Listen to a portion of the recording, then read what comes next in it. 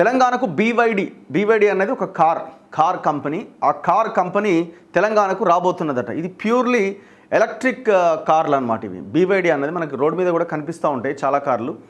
భారీ పెట్టుబడుల ప్రణాళిక, హైదరాబాద్ సమీపంలో విద్యుత్ కార్ల యూనిట్. తెలంగాణ రాష్ట్రానికి ప్రతిష్టాత్మక ప్రాజెక్టు రాబోతున్నది.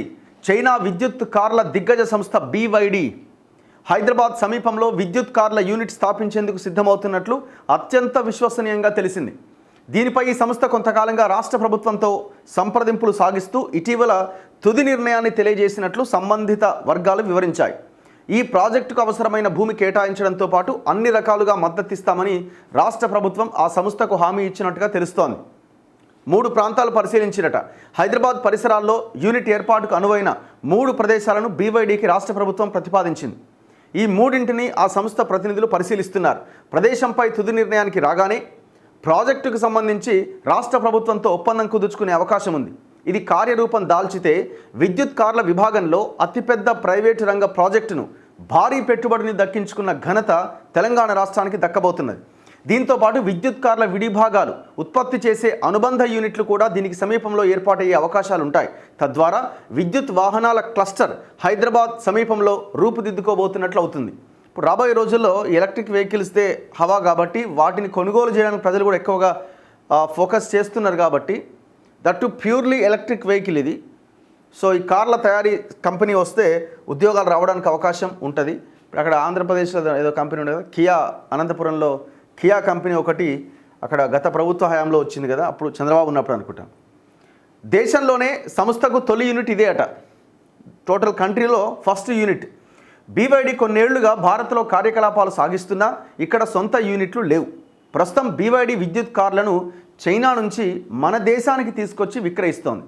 ఇందుకోసం అధిక దిగుమతి సుంకాలు చెల్లించాల్సి రావడంతో ప్రస్తుతం ఈ కార్ల ధర చాలా ఎక్కువగా ఉన్నదట.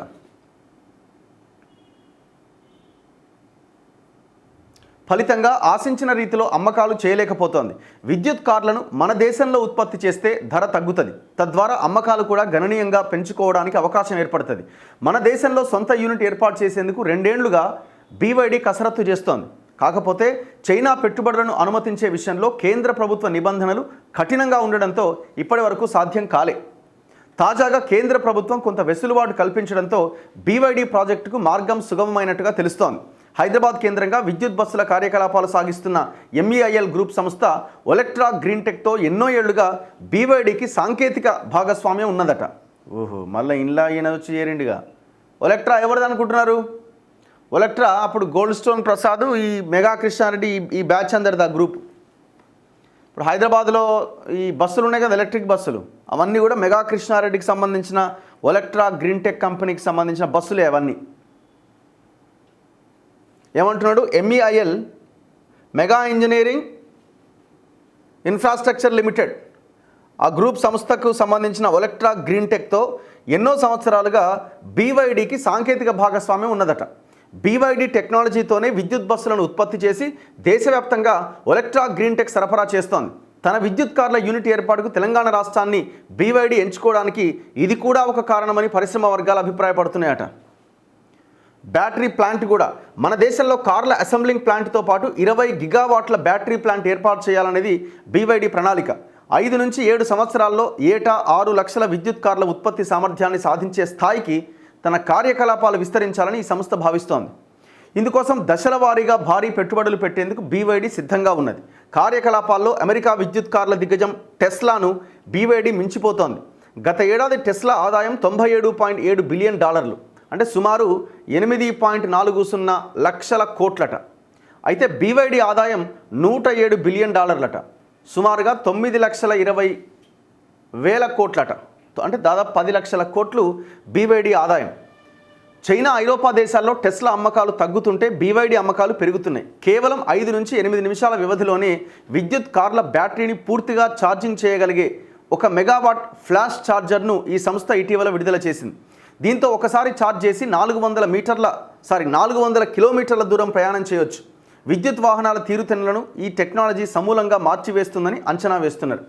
సో యాక్చువల్గా ఈ బీవైడి కార్లలో ఉండే బ్యాటరీని కూడా మిగతా కార్లు ఆ కార్లు పోటీ పడలేకపోతున్నాయి. మనం అయితే ఇక్కడ పాయింట్ ఏంటంటే మరి ఇది మెగా కృష్ణారెడ్డికి దీనికి ఏమైనా సంబంధం ఉంటుందా, ఇది టెక్నికల్ ఇంకేం ఏం ఆధారపడి ఉన్నదో మనం భవిష్యత్తులో చూడాలి.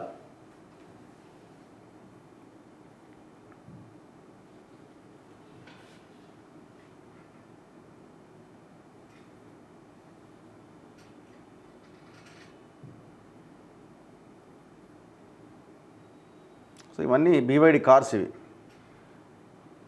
ప్యూర్ ఎలక్ట్రిక్ వెహికల్స్, ఇవన్నీ బీవైడి సీల్ యూ, బీవైడి ట్యాంగ్, ఇట్లా రకరకాల పేర్లతో ఈ కార్స్ ఉన్నాయి.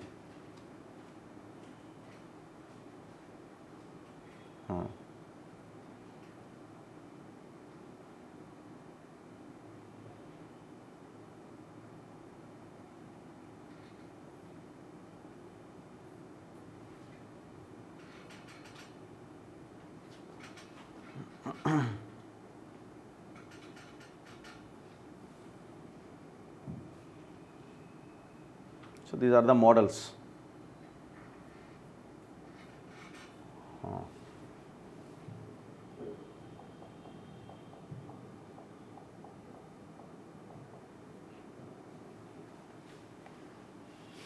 ఇది కారు ఇంత కాస్ట్ ఉన్నాయా? In Hyderabad, BYD car on-road prices range from approximately 26.24 lakhs for the Auto 3 Dynamic to 55.76 lakh for the Seal Performance with the C7 starting at 51.47 lakh. So దాదాపుగా 26 అంటే 30 లక్షల నుంచి ఆ పైనే ఉన్నాయి తప్ప చిన్న కార్లు మనం కొనే హ్యాచ్ బ్యాక్లు ఇట్లాంటి కార్లు ఏం లేవన్నమాట. సో అన్నీగో 26.24, 31, 35, ఇక పెద్ద వాళ్ళు కొనే కార్ల కంపెనీ అనమాట ఇది.